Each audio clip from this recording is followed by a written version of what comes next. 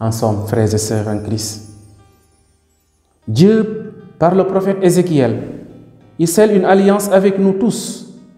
Il établit sa demeure au milieu de nous et il nous invite à l'unité. Il nous invite à la communion. Chers frères et sœurs en Christ, n'oublions jamais notre commune vocation qui fait de chacun de nous un membre du peuple de Dieu. Et l'évangile de ce jour est une suite de l'épisode que nous avons écouté le dimanche dernier, qui nous parlait de la résurrection de Lazare.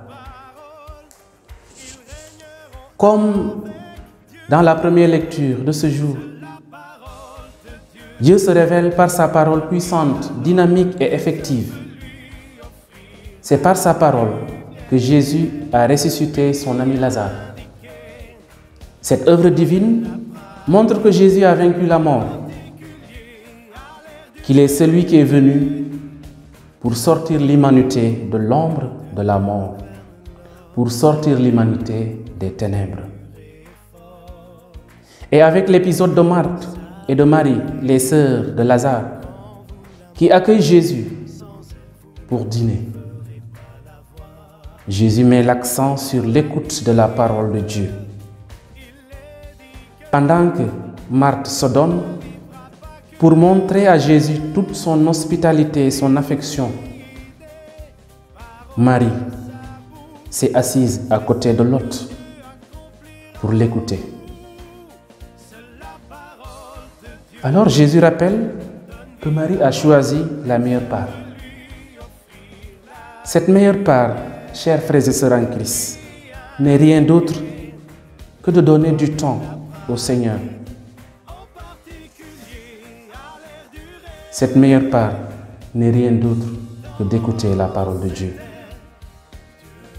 À travers sa réaction, Jésus veut nous montrer que le besoin le plus important, le plus essentiel de l'homme est la parole de Dieu.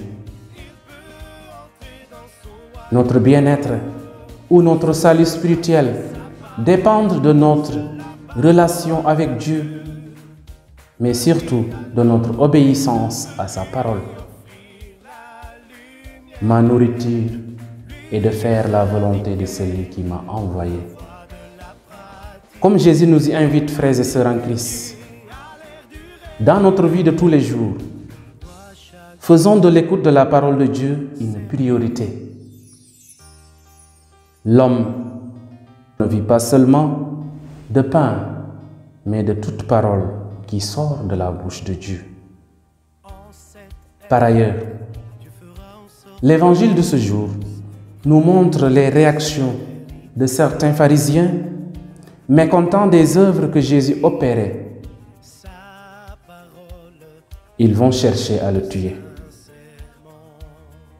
Pendant que certains juifs se réjouissent des œuvres, des signes de Jésus, d'autres chercheront à le supprimer.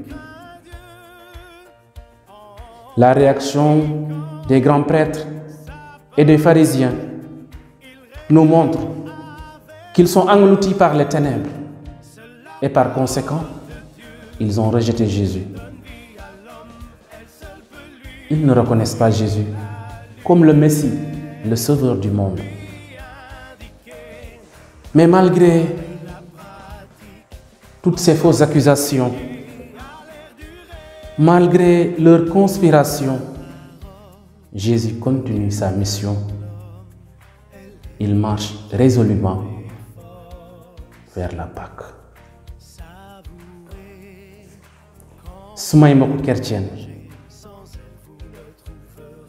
Yàlla Baay borom yërmande ak coofeel, ci yërmandeem ak coofelam yu dul jeex, noppiwul di wut nit ñi ndax def leen menn mbooloo, menn yaram te dundal leen ba faw. Noonu la tànnee mbootaayu Israël ngir jot xeet yépp.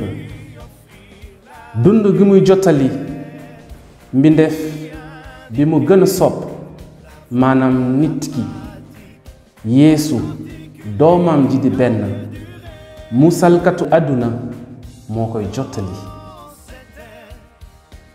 ci téerewu yonent ba Esekiyel yàlla ci boppam a ngi àddu mbootaayam ba nekkoon ca buumu jaam sori woon Yerusalem te doon dund lu metti. jaare ko ci Esekiyel mu ngi leen di xamal ni dina leen musal ci coono ci buumu seytaani ak njaam. dina leen dundal génne leen ci seeni bàmmeel te sos ak ñoom wolore. dina dëkk itam ci seeni diggante may